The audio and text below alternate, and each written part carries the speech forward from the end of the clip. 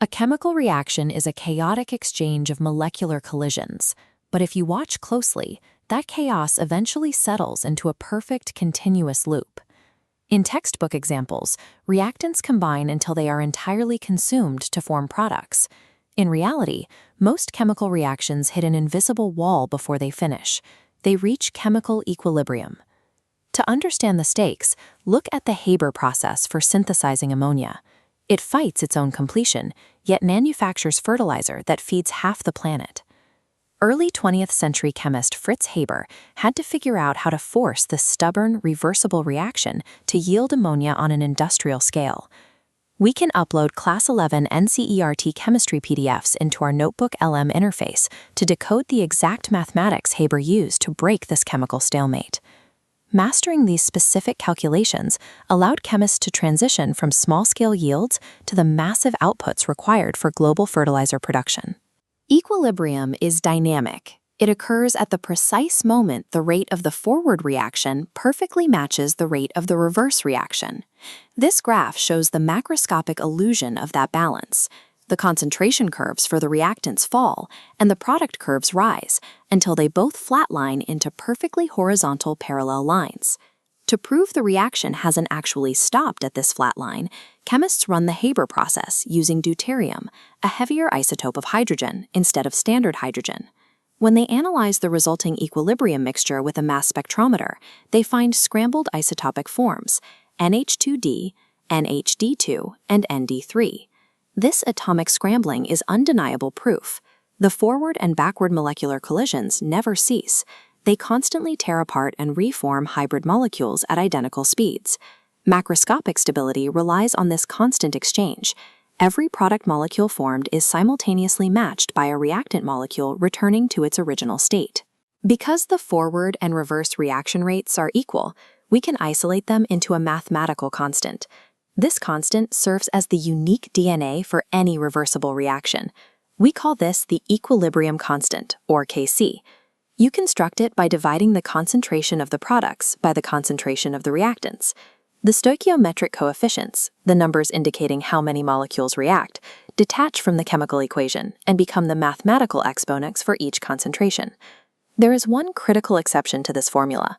Pure solids and pure liquids are completely omitted from the Kc expression because their concentrations remain constant throughout the reaction. The resulting value tells you exactly where the reaction settles. A Kc greater than 10 to the third power means products dominate. A value less than 10 to the negative third means the reaction barely proceeds forward. For gas phase reactions, Notebook LM shows we can express this constant in partial pressures, known as Kp. The formula connects Kp to Kc using the ideal gas constant, temperature, and delta N. Delta N is the difference in moles between gaseous products and reactants. It directly links the stoichiometry of the equation to the physical pressure in the chamber. The equilibrium constant is a system's immutable mathematical fingerprint. It dictates the exact ratio of its final resting state, regardless of where the reaction begins. But a system at equilibrium can be disturbed. When that happens, it behaves exactly like a physical structure resisting external stress, a phenomenon known as Le Chatelier's principle. If you add more reactant to a balanced system, the system will shift to the right, consuming that added material to re-establish the ratio. For gaseous reactions, changes in physical pressure or container volume act as a massive systemic stressor. An increase in pressure forces the system to shift toward the side of the equation that has fewer gaseous moles, relieving the spatial tension inside the chamber. In the Haber process, 4 total moles of nitrogen and hydrogen gas react to form 2 moles of ammonia. Increasing the pressure physically forces the system to condense into the 2-mole product to save space. Changes in pressure and concentration do not alter the underlying equilibrium constant. They merely force the system to rearrange its chemical inventory to satisfy the math. There is only one external variable capable of completely rewriting the mathematical fingerprint of the equilibrium constant itself: temperature. If a reaction releases heat, an exothermic reaction, raising the temperature of the system acts exactly like adding a product. The equilibrium is driven backward, heavily favoring the reactants. You might think a catalyst could change this balance, but a catalyst only accelerates the forward and reverse reaction rates equally. A catalyst will buy you time. allowing you to reach the chemical plateau much faster. But only temperature can dictate the absolute height and rules of that plateau.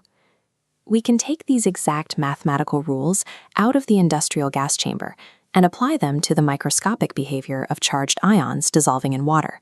This is ionic equilibrium. The chemical actors change, but the mathematical constraints remain identical. To understand ions, we start with acids and bases. The baseline Arrhenius concept defines an acid as a substance that ionizes in water to form hydrogen ions, and a base as one that forms hydroxide ions. The flaw in the Arrhenius theory is its rigid environment. If the reaction doesn't happen in water, the definition collapses entirely. The Bronsted-Lowry concept liberates acid-base chemistry from water. It redefines the interaction purely based on the transfer of a single proton. Under this framework, an acid is simply a proton donor, and a base is a proton acceptor. This proton-baton pass across the equilibrium arrows creates what we call conjugate acid-base pairs. The chemical species on either side differ by exactly one hydrogen ion.